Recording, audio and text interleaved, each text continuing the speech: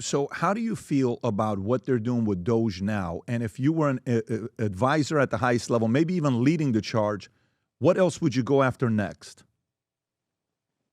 I would go after. I would still want to attack it in a philosophical way. Today, see if you have a bad program, and right now we're starting to see that they'll have to retain some of USAID.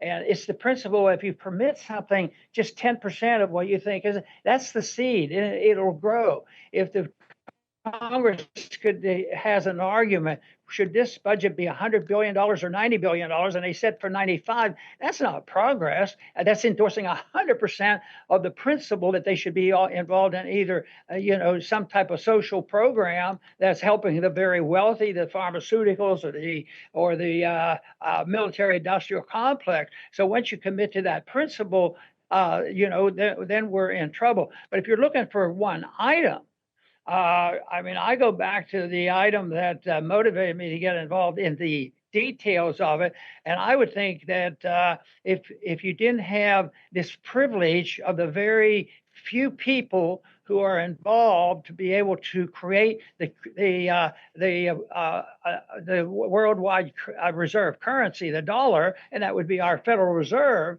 I mean that's how everything is paid for.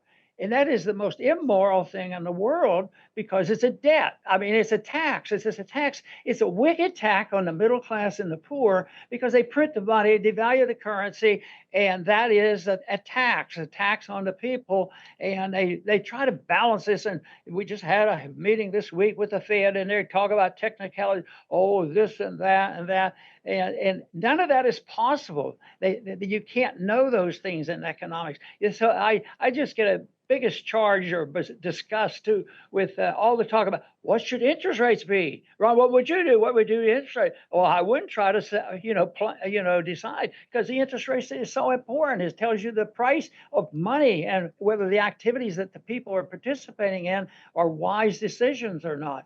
So I think it's that big picture that I want to see. And I would still go if you had the one thing.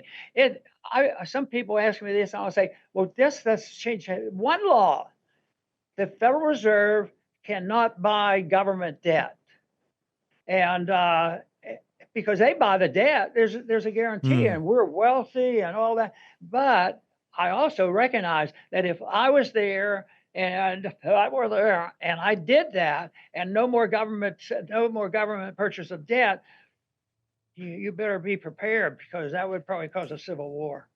Nowadays, more than ever, the brand you wear reflects and represents who you are. So for us, if you wear a Future Looks Bright hat or a Valuetainment gear, you're telling the world, I'm optimistic. I'm excited about what's going to be happening, but you're a free thinker. You question things. You like debate. And by the way, last year, 120,000 people got a piece of Future Looks Bright gear with Valuetainment. We have so many new things. The cufflinks are here.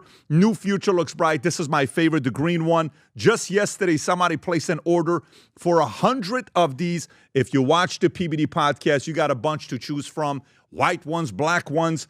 If you smoke cigars and you come to our cigar lounge, we have this high quality lighter cutter and a holder for the cigars. We got sweaters with the Valuetainment logo on it. We got mugs. We got a bunch of different things.